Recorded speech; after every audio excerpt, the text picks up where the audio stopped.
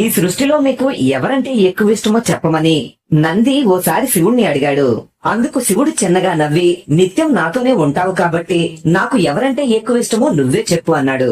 నంది బాగా ఆలోచించి, మీలో సగభాగాన్ని ఇచ్చారు కాబట్టి పార్వతీదేవి అంటే మీకు చాలా ఇష్టమని నంది చెప్పాడు, కాని శివుడు కాదన్నాడు.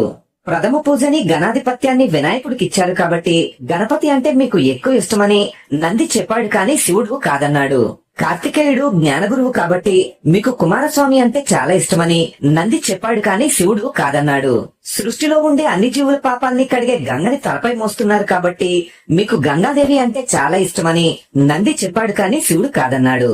దాంతో మీకు ఎవరంటే ఎక్కువ ఇష్టమో మీరే చెప్పండి స్వామి అని నంది అడగడంతో, ఎవరైతే వారి కష్టాల్లోనూ సుఖాల్లోనూ నన్ను తలుచుకుంటూ వారి భారాన్ని నాపై ఉంచి నువ్వే దిక్కు అంటూ నన్ను నమ్ముతారో అలాంటి భక్తుడంటే నాకు చాలా ఇష్టమని శివుడు నంది సందేహాన్ని తీర్చాడు.